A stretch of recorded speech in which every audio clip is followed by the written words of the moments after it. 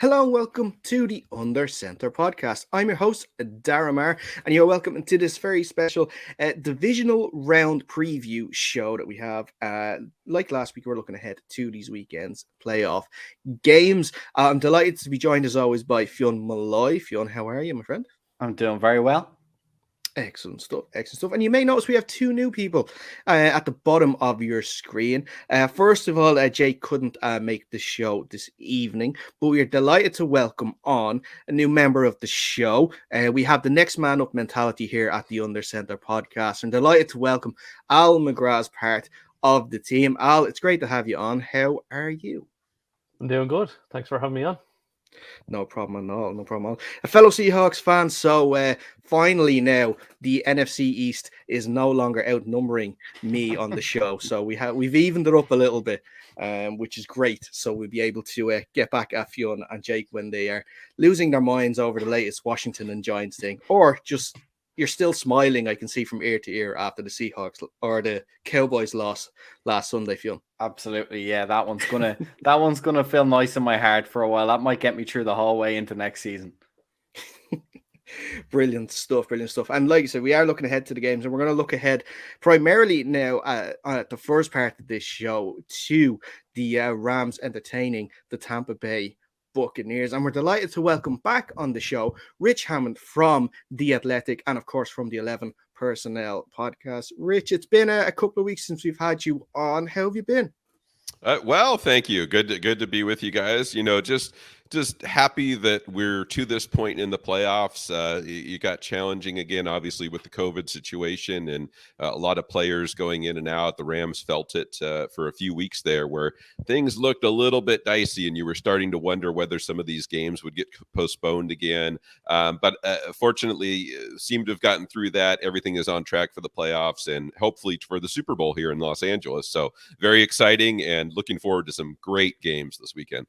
Yeah, and don't worry, we're not at all salty about the rearranged Seahawks game that they had for yourselves, even though we lost a few players ahead of the game and we didn't get a rearrange. But we won't talk about that too much. Well, at least I'll try my best to. Al, you can ask as many questions about that as you like. You go ahead. I'd like to just blank that one. Let's look ahead though.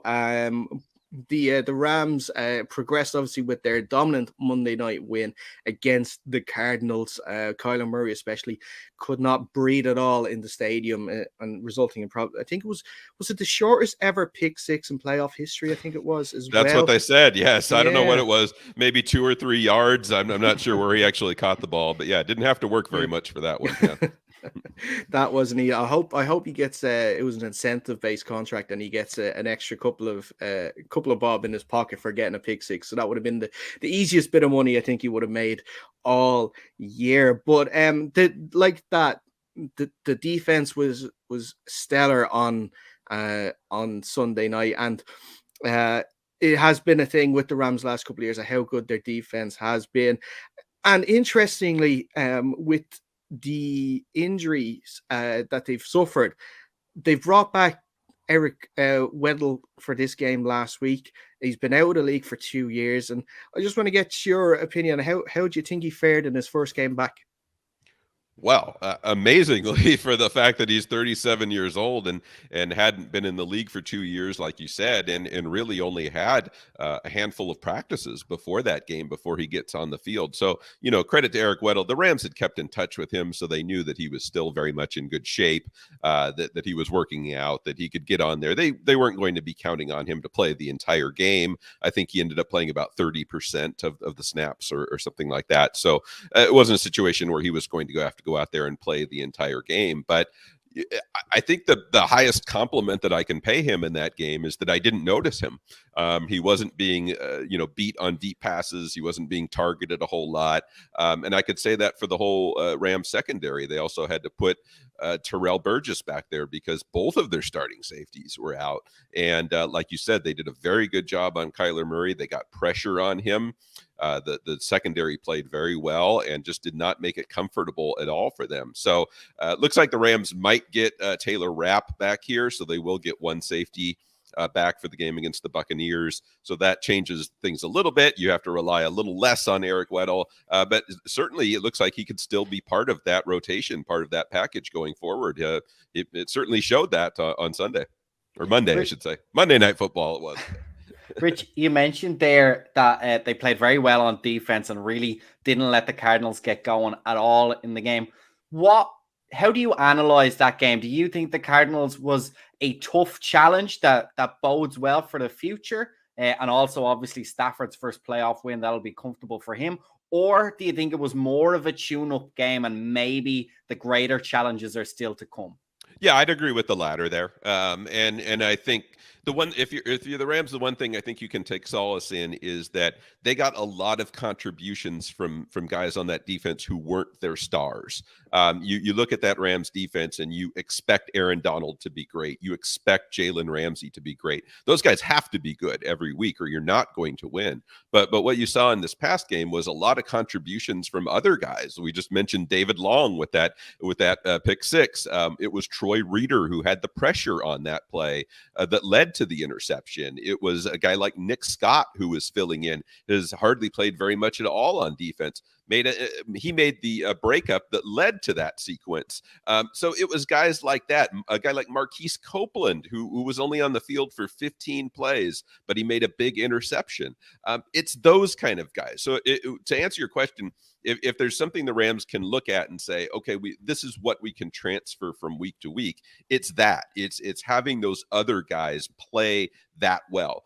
The challenge is going to be very different, facing Kyler Murray versus facing Tom Brady, that entire Arizona offense versus Tampa. It's totally different.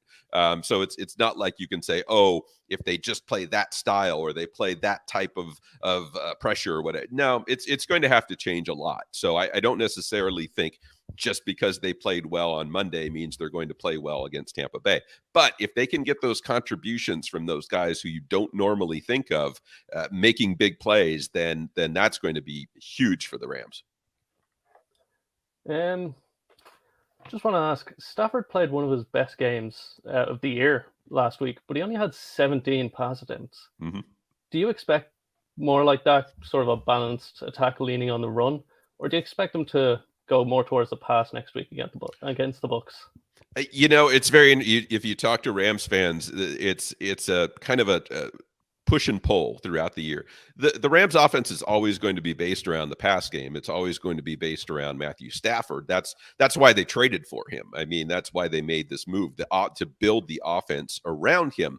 But when you see the Rams offense struggle at times, it's because, generally speaking, they rely a little bit too much on the pass. They rely a little bit too much on Matthew Stafford. We saw it swing pretty far the other way. You mentioned only 17 pass attempts. I think they ran the ball 30 sometimes, 35 times, which is, wow. I mean, that is skewed very heavily in the other direction. I don't think you see it that far, but you've seen some games this season where they pass the ball almost 50 times and they only run it 10 or 12 times. And that is not a good situation for the Rams. It's not good for Matthew Stafford. I think what you saw on Monday against Arizona was pretty close to ideal in terms of they established that run. They put Matthew Stafford in situations where he wasn't having to make the big plays. He wasn't having to make the hero plays on third down. He just had to play within himself. He had to take what was there. He had to not make mistakes. And that's exactly what he did. So I thought they put him in very comfortable situations. And they did that by running the ball with some success. So in terms of that formula, I think it's a good formula for them to follow. They also were able to play with a lead, which helps.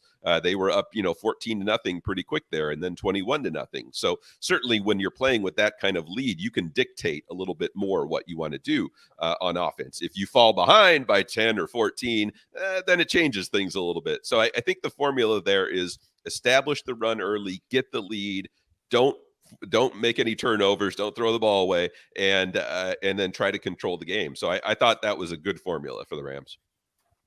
Yeah, Rich, and you mentioned about the Rams that they got ahead early, and they got ahead up by a big number early in the game. And I want to get your opinion on the wildcard weekend as a whole. It has come into a bit of criticism because of the amount of blowout wins that we saw. We only saw two close games with the Raiders, the Bengals, and the 49ers and the Cowboys.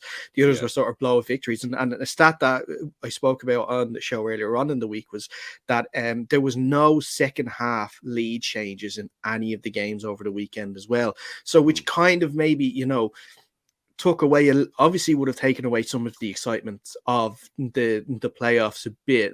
What have you felt about this new sort of 7 seed getting into the playoffs side of things? Yeah, I mean, as somebody who sat here and watched, the entire weekend, yeah, it was a little disappointing. You wanted to see better games, just as a neutral observer. I do kind of feel like it was just the way that the league was this year, though. I mean, you look at the standings throughout the year, and it was kind of you had the haves, and then you had the have-nots, and there wasn't really a whole lot of middle class, I guess you could say, in the NFL. I mean, you had your 12, 13, 14 win teams, and then you had a lot of 7-win teams, 6-win teams. You kind of felt like there was a ruling class almost of these teams that did end up advancing. I don't necessarily think that happens every year. I mean, sometimes you see a little bit more balance, a little bit more parity in the league. So we very well could get to next year, and maybe you don't see those 13 or 14 win teams. Maybe it's more like you have 5 or 6 teams that have 10 wins or 11 wins or whatever it may be. So I don't think the formula necessarily is bad. You saw one number 6 seed, the 49ers, advance. So they did pull an upset there. The 7 seeds obviously didn't perform very well. So you could look at that and say, well, maybe that was a mistake. But I really just think that's a product of the 7 seeds just not being good this year. Next year, you very well could see, 7 teams in each conference be very good. So I'd like to look at it one more year. But yeah, if it becomes a trend where this first weekend of games is just kind of a flop, then yeah, I don't think anybody really wants that. Yeah, except people who make money on the games. They like that. And they're the ones in charge of making these schedules. So yes, that's going to be the big hurdle to overcome, I think, even with the fan discontent that goes along with it. Yes. Yeah, if absolutely. it keeps making money and there's blowouts, I don't care. I don't think they'll care about the blowouts as long as the money keeps coming in. But let's look ahead to the game against the Bucs on Sunday. And an interesting tidbit coming into the game as well is sort of the record the Rams have over the Bucs, and mostly over the Tom Brady-led Bucs. They're currently 2-0 against them, including a Week 3 victory this season too in SoFi. We saw the Bucs on Sunday evening, ease past the Eagles, but they did not come out of it clean with injuries to their center and their right tackle, Tristan Wirfs and Ryan Jensen. And although Jensen came back into the game and finished the game, which is fine, it looks a little worse for Wirfs, and it is maybe an area that the Rams could possibly look to go after, especially with Von Miller over that side too, who will have to come in if there is a replacement, or even if there is a half fit Wirfs as well. So what do you think? Is that something that you can see Sean McVay targeting this weekend? Yeah, absolutely. And the one thing that I would look at, you look at that first game of the season between the two teams, and the Rams completely shut down Tampa Bay's run game. The leading rusher for the Buccaneers in that game was Tom Brady. And that's not a good situation if you're the Tampa Bay Buccaneers. But what that did in that game was made them very one-dimensional. Tom Brady played well in that game. He threw for over 400 yards. And I think maybe 3 touchdowns. So he played well, but that made them totally one-dimensional. And that's what the Rams are able to accomplish. And they did it a little bit against Arizona too, when they shut down the run game early. Arizona did not have that balance that we're talking about. So in terms of the offensive line that we're talking about there, I don't know some of the strengths of those guys specifically, but if the Rams can exploit that at the line of scrimmage, and they can shut down those Tampa Bay running backs and shut down that run game, that's where it's really going to start, I think. Tom Brady is a guy who he's such a unicorn, I mean, in the sense that blitzing him isn't all that effective because he's so smart and he sees where things are coming from, and he can make that quick pass. He can get the ball out. He's not going to stand there in the pocket and just be a target. he's going to get rid of the ball. He's going to identify that quick hit, whether it's Gronkowski or a running back or whatever it may be, and he's going to get rid of the ball. So sending a lot of guys at Tom Brady isn't necessarily the right play. You want to try to confuse him a little bit. You want to play well in the secondary, disguise things. But you certainly do need that pressure too. You can't let him stand back there for 5 seconds and just scan the field. So yeah, I certainly think the Rams will be looking at that. Aaron Donald will be a big factor in this game, no question about it. A guy like Ashawn Robinson will be a big factor if he can play well at the line of scrimmage. Greg Gaines, another guy who can play well at the line of scrimmage. And then, as you mentioned, Von Miller coming off the edge, Leonard Floyd coming off the edge. If they can get those guys going, it's important. But you have to pair that also. It doesn't matter how good the pass rush is. The secondary has to play well too, because otherwise Tom Brady is just too smart, and he's seen everything. He's been playing football for longer than some of these guys have been alive, so he knows exactly what they're going to try to throw at him, and the Rams just have to be disciplined. But yeah, you don't like to see it. You don't like to see teams have those injuries, but that's the situation, and the Rams will certainly look at that and I know realize that the line of scrimmage is going to be very important on Sunday.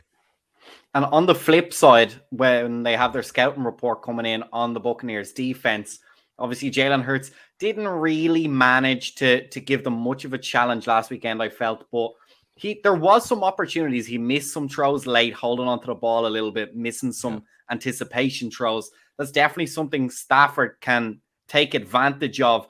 Do you feel like this Bucs defense, while it is very fast and can be quite aggressive, it's not impenetrable, I feel like? Do you agree with that? Yeah, I think so. And you look at that first game. I mean, it was the first Rams-Bucks game was one of Matthew Stafford's better games. I mean, he spread the ball around a lot. He passed for almost 350 yards and 4 touchdowns in that game. Again, somewhat similar to what we were talking about a few minutes ago. Didn't try to do too much, didn't force things. You have to take what is there. And he did a good job in that game of moving it around. Tyler Higbee had a touchdown catch in that game. Cooper Kupp had one of his usual big games, but he also threw the ball to Van Jefferson 4 times. He threw the ball to Sony Michel 3 times. And that's really what it's about, really any week for Matthew Stafford. But I'd agree, especially this week against Tampa Bay, is you have to pick your spots. Throwing to Tyler Higbee is always a good thing for the Rams. It opens things up. You saw some plays. I thought the NBC broadcast here did a good job of breaking down how the Rams would almost try to hide Tyler Higbee and Cooper Kupp together, so that when to try to confuse the defense and make them cover, you can't double cover somebody in that situation, and that freed up Tyler Higbee, and Matthew Stafford did a good job of finding him or utilizing your running backs. Cam Akers, you saw against Arizona, made a couple very nice catches. Could have had another one that was thrown a little bit behind him. So it's not always about taking the shots down the field. It's not always about the big plays. And I think having that discipline against this Tampa Bay defense is going to be very, very important. Yeah, and you mentioned one of the wide receivers there, Odell Beckham, scored his sixth touchdown since joining the Rams. He's equaled his touchdown count for his whole time in Cleveland with the Browns. So you could see he's definitely flourishing in the sunshine in LA, and we've finally sort of seen an OBJ that we've sort of wanted to see since these early days with the Giants. Yeah, and you know what? Credit to him. Nobody knew exactly how that was going to go when he came in. But a weird thing happened there, guys, is that when they brought him in, Robert Woods was still playing, and they brought Odell in as kind of like the third receiver, and kind of like nobody knew exactly what they were going to do with him. It was just kind of like a nice shiny toy that they could play with. Well, then what happened was Robert Woods got hurt. He got lost for the season due to an injury, and that was devastating because Robert Woods is such a big part of that Rams offense. But I'll tell you one positive thing that came out of that was it allowed Odell Beckham to find a role in that offense. I'm not sure what his role would have been if Robert Woods was healthy and you still had Tyler Higbee and you still had Van Jefferson. I don't know how you fit Odell. I mean, they would have found a way, but I don't think he would have had any type of real regular role. And what they've been able to do here over the second half of the season is really incorporate him as a number 2 receiver. And when you have that kind of skill set opposite Cooper Kupp and some of these other guys that we're talking about, he really fits in nicely. And he adds an element. You saw one of the games all run together, but I think it was the Arizona game where they got down to about the 5-yard line and they threw a little fade to him and he kind of turned around and went up and made the 50-50 catch. That's what Odell Beckham can do for you. And then the Rams really didn't have a guy who could do that in that situation. And he's brought that element. So I think in a weird way, Robert Woods' injury helped Odell Beckham because it kind of helped him find his way in that offense. And you got to give credit to him because, again, nobody knew how he was going to feel. He's clearly the second fiddle on that offense to Cooper Kupp. Cooper Kupp is always going to be the star in that offense. People maybe didn't know how Odell would accept that, whether he would be fine with kind of taking a background role. He seems totally fine with it.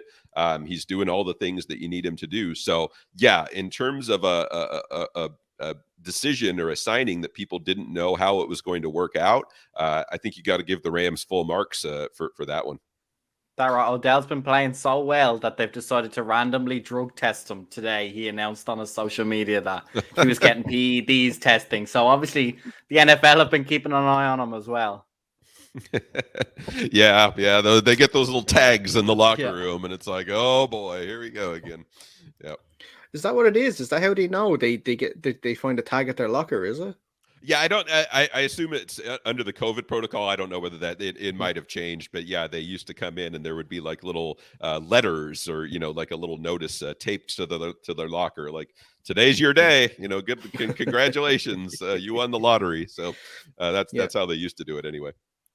Yeah, and we see now at this point of the year as well, it's always like the team that it may not necessarily always be the most talented team, but it's the team that can stay the most healthy seems to get the furthest when it comes to the playoffs. And the Rams have been quite lucky in that sense. I know you mentioned that they've lost Robert Woods and he's been out for most of the year, but they have stayed relatively healthy. One slight injury concern, though, would be left tackle, I should say, Andrew Whitworth. He sort of pulled up a little bit during the game on Monday. He has been on the injury report. What's the prognosis on him? Is he expected to be good to go at the weekend? It's going to be close, and this is where the short week, really hurts them, having played on Monday and now having to turn around and play on Sunday. As I'm sure you guys know, NFL teams are not real forthcoming with injury reports, but the way that game went, it almost looked to me that those were two separate injuries. The first one, it looked like he got rolled up on the back of his leg a little bit, which is usually a knee issue. When somebody brings you down like that. And then the second one was pretty clearly an ankle. So just based on my the poor grades that I got in biology in my schooling, I would say that that the knee is probably a little bit more of an issue than the ankle. An ankle, you can generally put a bunch of tape on it. You can give them a pain-killing shot, and you can get them through, a 3-hour football game. The knee is the one that's a little bit more worrisome, just because of the mobility, especially when you have to move laterally. Sometimes, like an offensive lineman will have to. So I would imagine that they'll be back at practice. I would imagine he will certainly be limited at practice, if not held out completely, just to try to manage that and try to get some therapy treatment during the week. Just based on complete instinct and complete, having gone through these types of things before, I would say it's probably a game time decision. But we'll see. And they'll certainly have some other options ready, but you can't replace a guy like Andrew Whitworth. Yeah, and we did mention the stat earlier on that the Rams have had a good record against the Tom Brady Bucs, but Tom Brady is obviously a different beast when it comes to the postseason, when it comes to playoff. Of course, Brady has 2 of his Super Bowls against the Rams, so he knows well how to beat them. But the Rams have a decent record against the Bucs even in the offseason. I think the last time they played was in the 99 NFC Championship. Was that it? And it was Kurt Warner. I think that was the last time they played in a postseason game. What are you thinking for this game now on Sunday? Do you think that the Rams are going to sort of make it to the NFC Championship, or do you think it's going to be Tom Brady and the Bucs and continue on? Whew, it's a tough one. It's going to be a great matchup. I was concerned about the Rams in the Arizona game because I didn't know how that secondary was going to play without having two of those safeties. But the Rams defense did a really good job. To me, it all comes down to the turnovers. And specifically comes down to Matthew Stafford not turning over the ball. If he can have a clean game, I can see the Rams winning this game. Having Cam Akers back is a game changer for what they can do with that running game and that balance that we talked about. I can absolutely see a path for the Rams where they have a good day on the ground, where they don't turn the ball over, and they win the game something like 28-24 or something. I see it a little bit lower scoring than it was the first time, which I think was a 34-24 game between these two teams. I don't think it'll get quite that high in terms of the score. So that's again where I think the turnovers come into play. You cannot turn the ball over, especially against a veteran Tampa Bay team, especially against Tom Brady. You can't give him the ball in advantageous situations. I know the Bucs are a slight favorite in this game. I think the matchup is good for the Rams. If you look at the individual matchups, I think it favors the Rams. I would pick them slightly, very, very slightly. But again, it is so tenuous. If they turn the ball over, it can go the other way very fast. So if I had to put money on it, which I will not, because that never leads to good things, but I would say a very narrow Rams win, 3 points or fewer. Right. Okay. Now, I wouldn't be fair on me if I didn't. If I wouldn't be fair on me, or wouldn't be fair on Jake now, if I didn't ask. The betting line actually has Tampa as a 3-point favorite at the moment, and the over is 48.5. What do you think? Are we going under? Or 48.5. So last time it was 50, it was 58. So yeah, that comes down a little bit. That's I know there's nothing better hates to hear more than, wow, that sounds about right. Because you want to hear something that's a little 48 is that's like a 20 wow, it's like a 28-20 game. Or maybe like a 24. Well, I mean, it would be 24-24. Gosh, I mean, that really sounds about right, to be honest with you. I might even go slightly over. I don't think it'll get tremendously higher. I mean, I could see like a 50, like a 27-23, or a 28-23 or 28-24 or something like that. So I guess I would go a little bit higher, but not a lot higher. Yeah, I think it probably would be, the line probably be higher and become a little more comfortable going a little higher if maybe the Bucs had their all their wide receivers available, Sure. And they weren't relying on mostly like Gronk and Evans and a few other guys that they found somewhere in the practice squad. But listen, Rich, it's always great to speak to you on the show. We really enjoyed the chat today. Before we let you go, if anyone hasn't already, where can they subscribe to the podcast or read your work? Yeah, thanks guys very much. The Athletic, our Rams coverage, our beat writer Jordan Rodriguez does a fantastic job. You can probably the best thing to do would be to go to theathletic.com/11personnel, the number 11, the word personnel, and you can get our podcast there. You can also subscribe to The Athletic. There's always a great deal. We've always got a bunch of great content over on the other side of the Atlantic also. So check that out also. Or you can find our podcast on Apple, Spotify, wherever you may get your podcast. So pleasure to be with you guys. And I hope we have some better games this weekend. No problem. I think we definitely do. The matchups are definitely a lot tastier. So we are in for a treat this weekend for sure. As I said, Rich, it's always great to speak to you. Thanks so much. Enjoy the game on Sunday. All right. You too, guys. Thank you. And that's where we're going to take a break. When we come back, we're going to be speaking to John Glennon from Sports Illustrated to look at the Titans ahead of the weekend's games.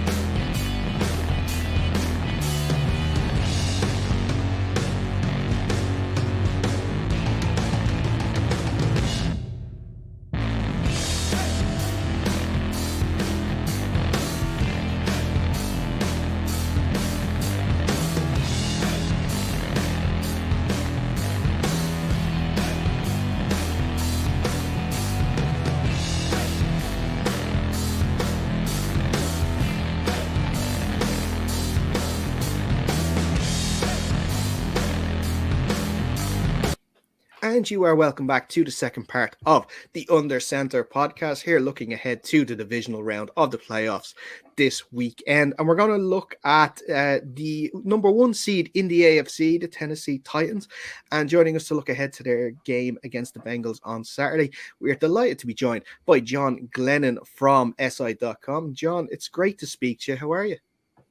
I'm doing well. I appreciate you guys having me. This is my my first experience on an Irish NFL podcast. So yes, very much looking forward to it.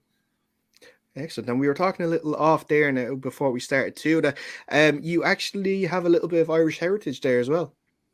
I do. Yes, it's all Irish in my background. I want to say I'm probably around 5th generation. But my parents were the first of their both families to actually move out of Boston. We had about 3 or 4 generations grow up in Boston, and mom was a Sullivan with Flanagan's in her background, and dad is a Glennon. So we got a lot of Irish blood going on here. Definitely some fine Irish names there for sure. So we are definitely in for a good chat. And what made you choose to move from Boston down? Then I'm assuming that maybe down to Tennessee. Yeah, well, it wasn't me. It was my parents moved down from Boston to Washington D.C. Actually, my dad worked for the government down there, and my mom had been teaching at an army base actually near there, and so both of them had actually gone to Boston College, and they met at a Boston College alumni party in Washington D.C. and yada yada yada. Here I am so many years later, but I'm the first of the Glennon family to move through the South. I did that to follow my sporting career, so. It was a little bit of an adjustment, but I've been here many years now. So excellent stuff. Excellent. So you'd be an adoptive Tennessean then at this stage for sure. Absolutely. Yep. I've been here, over 20 years now, covering both the Titans and the NHL team, the Nashville Predators hockey team here. And really gotten to enjoy Nashville. I'd never been here before I moved here. And, you guys may be familiar with the background and heritage of Nashville, is known as Music City and country music capital of the world. And I always assumed that, everybody was walking around with boots and cowboy hats and such around here. It was a welcome relief to find out that was not the case. That was there if you were looking for it. But a lot of variety here in Nashville, and I've really enjoyed it. Yeah, it's definitely a place there on my bucket list that I have to visit now, especially after seeing the draft there a couple of years. Was it the 2018, 2019 draft that they had in Nashville? So when I saw that and the big outdoor arena or outdoor draft and everything, I thought like that's definitely a place I'm going to have to visit. It really is, and they're very excited this weekend too about having a home playoff game for the second straight year, and the city has already set up big downtown tailgating parties on Friday afternoon and evening to kind of lead into Saturday, and the idea is to kind of recapture that same spirit that you saw in the draft, and one other example of that here in Nashville is in 2017. When the hockey team that I mentioned, they went to the Stanley Cup Finals, and the city just caught fire, and there were probably 30 or 40,000 people at the downtown parties. The ones that weren't going to the game in the first place. So Nashville is a big entertainment spot, and they like to put on a good show. They enjoy a good party, so I imagine it'll be quite the lively weekend coming up here. Brilliant. And yeah, let's look ahead to the game on Saturday. Of course, the Titans with the number 1 seed had a bye week last week, and they got to see everyone kick lumps out of each other for 60 minutes in various games. And it's going to be the Bengals at Nissan Stadium. And is there anything there that you would have seen now, or do you think that the Titans would have seen this past week that would give them anything to worry about, bar the obvious, of course, with the likes of how well Joe Burrow's been playing and how well he's connecting with Jamar Chase? Yeah, I don't necessarily think anything was a big surprise, as you say. That certainly has to be the biggest concern. For the Titans, not only Burrow and Chase, but T. Higgins, Taj Boyd, and Joe Mixon in the backfield. The list just kind of goes on for Cincinnati with so many great offensive weapons. Maybe the one thing that works to the Titans' advantages. As you said, they got to watch everybody kick lumps in one another last week, and the Bengals took a few hits on that defensive line, some injuries to the defensive line. They lost one of their best defensive line players. So that's certainly an advantage that the Titans have with that bye week. Not only do they get that extra rest, but everybody else beating one another up, and you get a little bit of a depleted team going against you this weekend. Yeah, and looking ahead on the other side of things, when you're saying like teams are a little beat up, it gives the Titans time to get some important players healthy. None other than star running back Derrick Henry, who seems to be getting through training this week. He's still technically on IR, I believe. He hasn't been officially activated from it yet, but it looks like all signs are good for him to play on Saturday. It's looking very, very likely at this point. We actually had, for the first time today since before his injury, he actually spoke to the media again. And though he hasn't been activated yet, it would be hard to imagine that the Titans made the choice to present him to the media, only to say we're not going to play him a couple days later. So I think that's a pretty likely scenario. And Derrick Henry has been practicing now. This is his third week of practice. He looks good. He's running with great pace. He had a padded practice yesterday to help him get used to contact because he hadn't had contact in a while. So I don't think right now it's a matter of if Derrick Henry plays or not. I think he will. It's just a matter of how many carries does a running back like Derrick Henry get. He's a guy that's used to carrying a huge load, much more than other NFL running backs, 25 carries a game, sometimes even more. But can you do that with a guy who hasn't played in 3 months? That's kind of the big question. And if you don't give him all those carries, do you get the full impact of Derrick Henry, the big bruising back who wears down defenses throughout the game? So it'll be a bit of a tough call for the Titans in that regard.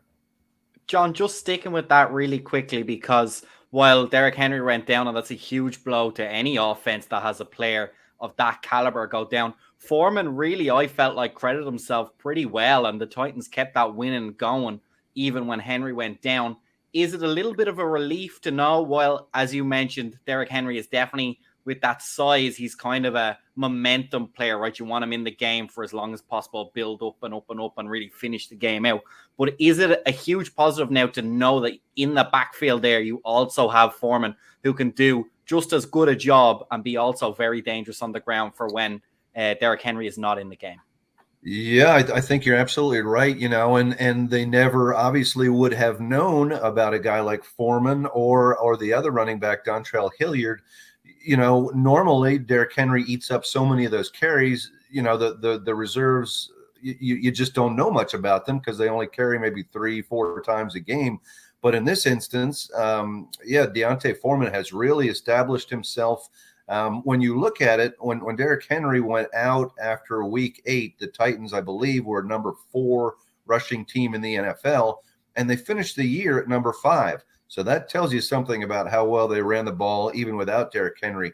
And, D'Onta Foreman also is the kind of guy who runs a bit like Derrick Henry. He doesn't have Henry's breakaway speed, but he's a big impact guy. He's a bruiser. And so nothing much has to change in terms of blocking schemes, things like that when he's in the games. Yeah, we talked to the Titans offensive coordinator this morning, Todd Downing, and he said he's looking forward to the three-headed monster, if you will, of Derrick Henry and Foreman and Dontrell Hilliard, all of them bringing a little bit different skill set to the table. Just to continue there with the offense, Tannehill's numbers this year have been a little bit down. His QBR is down, interceptions are up, touchdowns are down. Is that more a symptom of just injuries? AJ Brown missed games, Julio missed games, and of course Derrick Henry missed games. Is it strictly a symptom of just injuries, or is it something to look at going into this game now? I think it's probably a little bit of both. I think it's probably primarily injuries, because I think one of the ways the injuries impacted, for Julio Jones, for instance, it's one thing if AJ Brown misses a few games, he still has that connection from the past with Ryan Tannehill. They've practiced together, they've played together so many times. So, whenever he came back, things were pretty smooth. But with Julio Jones having not played with the Titans and without Tannehill this year, it's a different story. I'm not sure they ever kind of formed that chemistry, and you just haven't seen that bond that you see between Ryan Tannehill and AJ Brown. So that's been an issue. And then I think, when you don't have Derrick Henry in the game, I think that does hurt your play action game. And certainly the Titans have been one of the best teams in football. Ryan Tannehill's numbers in play action have been great over the years. But when you don't have Derrick Henry to occupy the eyes of the defense when you fake the ball to him, that's a real concern. And so I think having him back in there, keeps those defenders a little closer to the line of scrimmage, makes them hesitate a little bit more on those play action situations. And I think that should really help out Ryan Tannehill. I will say, though, in addition to the injuries, I do think there have been more times this year that Tannehill has made, maybe some questionable decisions that we didn't see in those first couple of seasons. So I think there is some fault there. And you wonder, too, if there's anything to the fact that he's working with a new offensive coordinator this year in Todd Downing. The coordinator he had his first 2 years of the Titans, Arthur Smith, of course, is now the head coach at Atlanta. So they're still a kind of a work in progress, I think, and that may contribute to it also. Yeah, well, one important thing that we could see that could help Tannehill in this game as well is an interesting stat that I saw doing the research for this today. Was he's the only quarterback now that has 7 rushing touchdowns in the last 2 seasons, and with Derrick Henry coming back, and obviously the amount of attention that he will get, these read option plays that be available for Tannehill close in the red zone, close to the goal line, would give the Titans another weapon heading into the game. Yeah, and we've seen over the past few years, and in the last few games, at least this season, the Titans have been one of the best red zone teams in the league, and I think that's a major reason why. Not only do you have that threat of Derrick Henry, but we have seen several times when Ryan Tannehill fakes that ball to Derrick Henry, as you said, in a bit of a read option situation, 99% of the defense heads to Derrick Henry, often leads him, with just a wide open jaunt into the end zone. And it is kind of interesting when you think of all the mobile quarterbacks in the league, whether it's Lamar Jackson, Deshaun Watson, who didn't play this year, of course, but any of the guys you think of as being really, really mobile. And here's Ryan Tannehill, as you mentioned, the guy who has 7 touchdowns running in both the last couple of years. So I think that's he doesn't get enough credit for that, outside of the Nashville market. I think nationally, I think critics kind of look down a little bit on Ryan Tannehill as being a product of Derrick Henry. And I think he probably deserves a little bit more credit himself.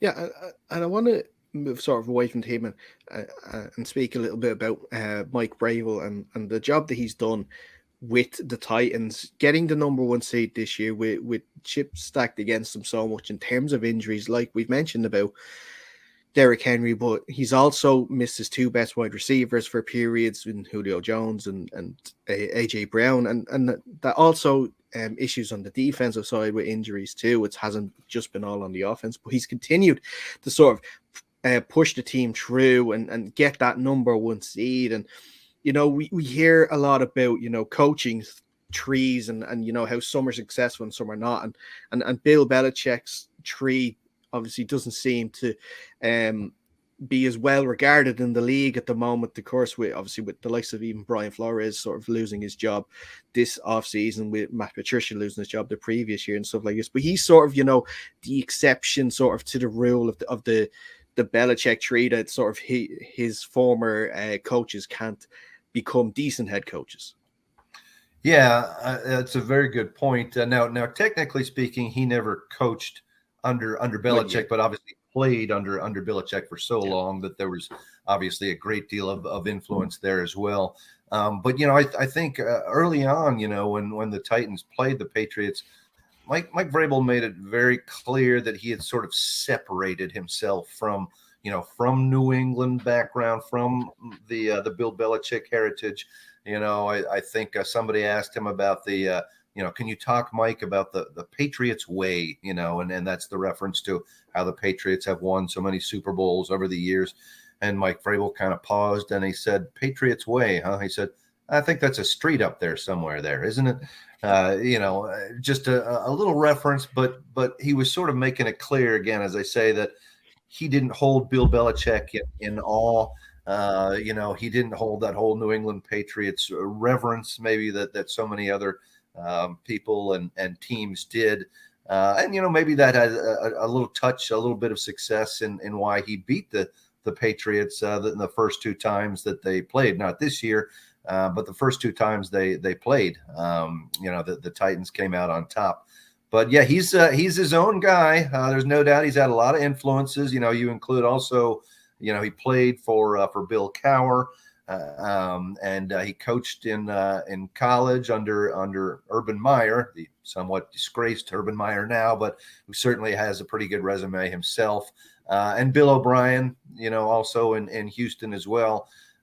So there's a lot of influences, but Mike Vrabel is his own guy, and certainly he and the general manager here in Tennessee, John Robinson, have done a tremendous job in turning around a franchise that was really just woeful for about a decade, and now is consistently one of the better teams in the league.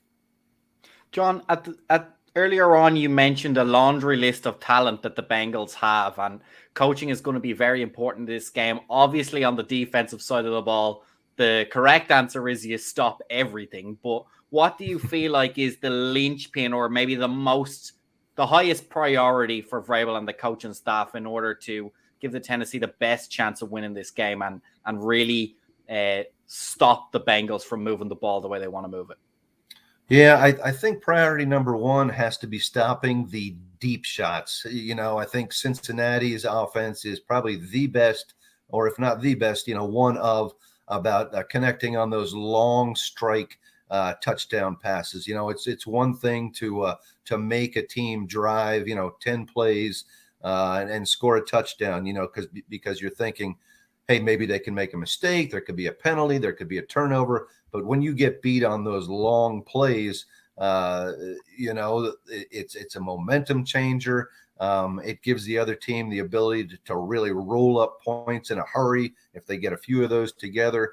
So I think, to me, that's the biggest priority, and is making sure they don't get those, the 40, 50-yard touchdown passes that really strike a blow against the defense. And then, almost in the same light, offensively, I really think the Titans have to be able to work that ball control offense. They have to, use Derrick Henry in the running game to take some time off that clock to make sure that Cincinnati's offense isn't on the field. Obviously, if Joe Burrow is only out there for 25 minutes as opposed to 35 minutes, the less punishment he can do. But if it's one thing defensively, it's keep those plays in front of you. Don't surrender the deep shots to them. Yeah, and then looking at winding up, this part of the show, and John. What is there anything else that you're looking out for Sunday or Saturday, I should say, that we haven't had a chance to speak about yet? And finally, what are you expecting, or who are you expecting? Sorry, I should say, to advance out of this game? Yeah, I think it'll be interesting. One thing to look at on both sides is the pass protection of the offensive line. Because both of these quarterbacks were sacked an awful lot during the regular season. And both of them, you mentioned Tannehill's, or you guys mentioned Tannehill's interceptions earlier. Well, Joe Burrow has actually thrown a fair, almost the same number, I think, as Ryan Tannehill. So both of these guys, have been pressured throughout the season. Both have been prone to mistakes from time to time. So I think that's one key, is which offensive line will protect better in the passing game. That's going to be important. I think if I have to make a pick, I will probably be a homer, and I will say that the Titans come out on top in a close game. I think as talented as the Bengals are, I think we've seen this year that the Titans have been able to control the clock against teams like that, against Buffalo, against Kansas City in both of those games. And if they can do that, as I say, and keep Joe Burrow, on the sidelines a large extent of the game, I think maybe the Titans, in Titan style, they find a way to win, and it won't be pretty, but maybe they win by 3 points and move on. Okay. And then if that does come to fruition and the Titans do advance, who would you think they would rather play then in the AFC championship game? Holy cow. That is a tough decision, because both of those teams looked so good last week. Both Buffalo and Kansas City, I think, really looked good. Of course, both of these, the Titans beat both these teams this year. But I suspect they might like to face Buffalo. That's just my take on it a little bit more. They've had better success here against Buffalo. I think the last 2 games in the last 2 seasons they've won. And I think Pat Mahomes, when he is on, I just think he takes things to a completely different level, even more so than Josh Allen, in terms of explosive offense. So I would think that they would prefer Buffalo, but that's a tough call, because, like as I say, boy, both those teams look very good last week. Yeah, well, it is a tough call. It's I don't know. It's kind of asking if you want to be hitting the right side of your face or the left side of your face. You don't want either, but you're going to be getting one of them, so you might as well choose. That's right. But John, it's been great having you on. I really appreciate the time that you've taken to speak to us today. For anyone that'd be interested, where can they read some of your work? Sure. If you look on the si.com, and then we can go to the Titans portion of that website, that's where you'll find my work, or at Glennon Sports on Twitter. You can follow me there. And if you're a hockey fan, you can look on NHL.com and look for the Nashville Predators coverage. I do some work as well. So we've got both of the big sports here in Nashville covered. Excellent stuff. Excellent. And how are the Predators looking this year? Do they have another Stanley Cup run in them? Well, if you'd asked me that maybe a week ago or so, when they had won 12 out of 14 games, I would have said maybe chances are pretty good. But since then, they've lost 4 in a row. So we're taking a little dip right now. I think they're still a pretty good team. Maybe not quite the Stanley Cup run yet. Just too bad, because that was a lot of fun in 2017. But you never know. Hockey playoffs are, I think, even more unpredictable than the NFL. So we'll see what happens. Yeah, no, I admit I've sort of lightly looked at, more looking out for results now this year with the NHL, because I'm a Seattle sports fan. Now that the Kraken are there in the NHL, I've been sort of keeping an eye on it there and seeing how things are going. with them. Sure. But obviously it's tough as an expansion team. They're not going to set the world alight in the first year unless you have the backing. Like I think was it the Vegas Golden Knights where they've sort of hit the ground running since they've become a team, isn't it? They really did. Yeah, they took advantage of some interesting new rules and loopholes to get some good talent right away. And I think the rest of the league became a little bit more guarded when it came to Seattle starting off, and they said, okay, we're not going to give Seattle the kind of a kickstart the way we did Vegas. So it's been a little bit more of a struggle for Seattle, but certainly looks like there's plenty of enthusiasm up there for sure. Oh yeah, for sure. Now that once they get the Sonics back, then everything will be all right with the world again when they get the basketball going again up there. Right. Especially now that they have the arena now to play. I think was it the Climate Pledge Arena? I think it's called or something like that now, or Climate Change. Yeah. That they're making a very big effort to be green up there. A lot of efforts in that regard. But it would be great to see the basketball team back up. And they're one of my first memories as a youngster. I grew up in Washington, D.C., and Washington and Seattle played back-to-back years in the NBA championship. Both won one of the series, one of the championships. So I know that they can certainly support NBA team and have a lot of fun doing so.